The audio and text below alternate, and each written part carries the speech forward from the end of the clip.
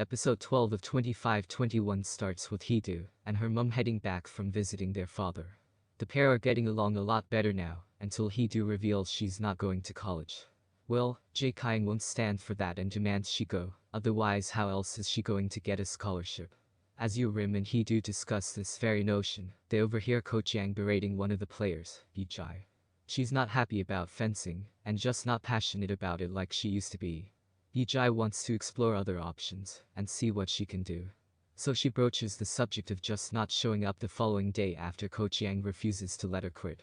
Hidu and Rim decide to stick up for their teammate, making a bold decision, not to train until Yang relinquishes her idea, and allows Yi-jae to quit.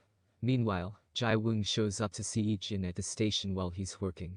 After exchanging pleasantries, he hands over one of the photos he took on holiday, the one Yi-jin wanted of Hidu. At school, the teacher, Seo, continues his abusive stance on assaulting students as Seung-won stands up for Jae-woong. She decides to ring the police and report him, not taking her eyes off Seo as officers show up to talk to him. Seung-won has seen enough of this abuse, and given Jae-woong has a bleeding lip thanks to his stiff jab, Rim takes him to the infirmary, while Seung-won joins the police as they discuss Seo's record. Unfortunately, the police take Seo's side, pointing out they don't have the power to enforce the no corporal punishment rule, and even reassure the teacher, claiming that teaching students is hard work.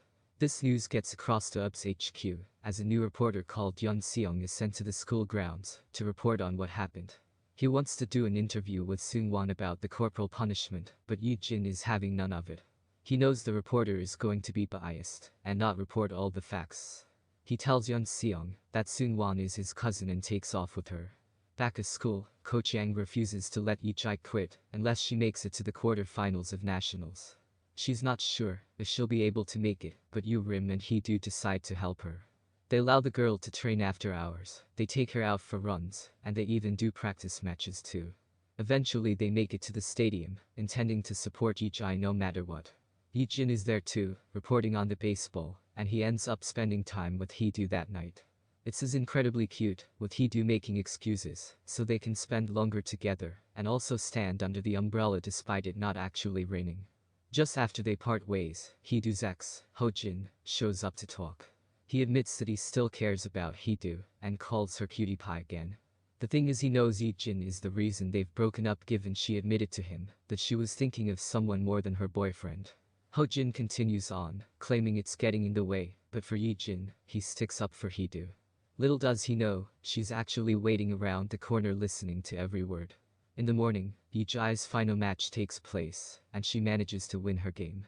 Hidu and Rim are over the moon, and hurriedly hug her as they learn she's made it. Ko Chiang approaches, asking if she's willing to compete in the quarterfinals. She's not, wanting to quit and pursue something different. Yi-jae actually wants to be a baker. Ko Chiang shakes her hand and stands by her original promise, allowing her to leave. At school, Seung-won does her best to try and spread the word about Seo's abuse. Seung-won brings up school terms about being abusive, but in reply, Seo wants her to write a letter of apology. She refuses to, and also refuses to accept the school's ridiculous code of conduct that's not being upheld.